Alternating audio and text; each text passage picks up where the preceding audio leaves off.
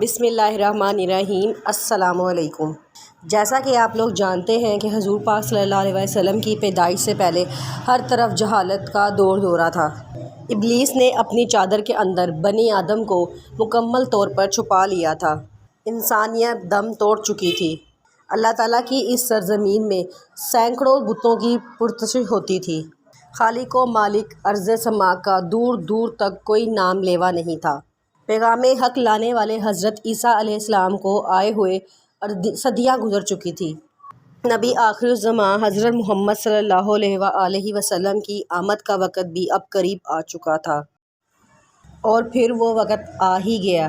عرش و کرسی جھوم اٹھے، زمین و آسمان خوشیوں سے مچلنے لگے۔ آفتاب و ماہتاب کے کہکشاں اور حسن بالا کو مزید تیز کر دیا گیا۔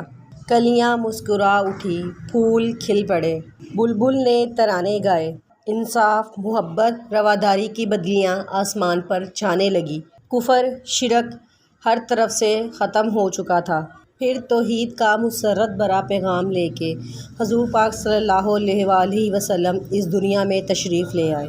آپ کے والد کا نام حضرت عبداللہ اور والدہ کا نام حضرت بی بی آمنہ تھا۔ ماہ ربیع الاول کی 12ویں تاریخ بروز پیر صبح صادق کے وقت محبوب خدا مقصود کائنات صلی اللہ علیہ وسلم تشریف لا چکے ہیں۔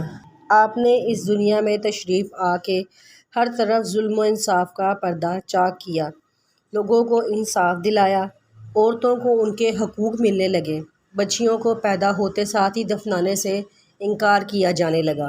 آپ نے تمام بتوں کو توڑ کر سب کو ایک ہی معبود کے سامنے سر مسجود ہونے کا حکم دیا، اور سب لوگوں نے آپ کے اس پر عمل کیا، اور جنہوں نے عمل نہیں کیا وہ جہنم واصل ہوں گے۔ ایک ہی صف میں کھڑے ہو گئے مہموم و ایاز، نہ بندہ رہا نہ بندہ نواز۔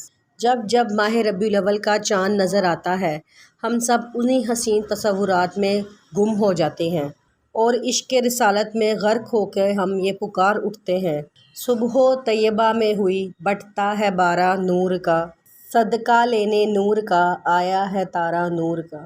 محترم ناظرین، مختلف احادیث میں حضور پاک صلی اللہ علیہ وسلم کی پیدائش کی مختلف تاریخوں کا ذکر ہوا ہے، لیکن زیادہ تر علماء 12 ربیع الاول پر ہی متفق ہیں کہ آپ صلی اللہ علیہ وسلم 12 ربیع الاول بروز پیر کے دن صبح صادق کے وقت اس دنیا میں تشریف لائے۔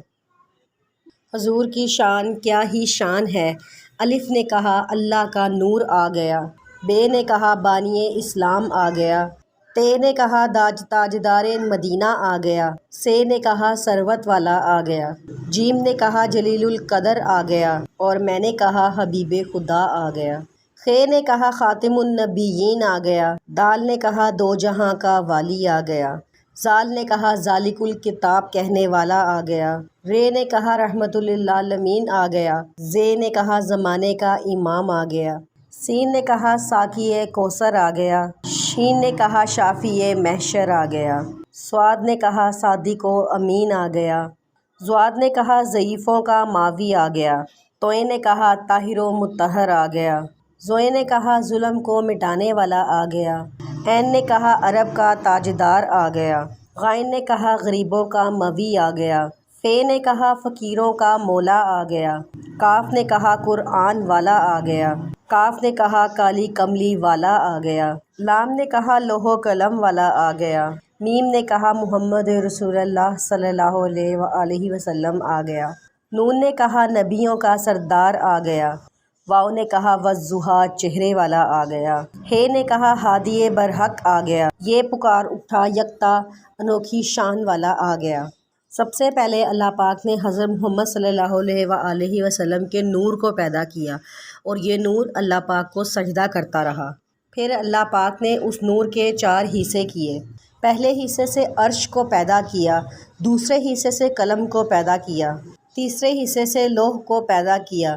پھر قلم سے فرمایا لکھ، اس نے کہا اے میرے رب، فرمایا میں قیامت تک جو کچھ پیدا کروں وہ سب لکھ دو۔ پھر قلم لوح پر چلنے لگا، اور جو کچھ لکھنے کا اللہ تعالیٰ نے فرمایا وہ سب کچھ لکھ دیا گیا۔ پھر چوتھا حصہ اللہ تعالیٰ کے سامنے سجدہ کرتا رہا۔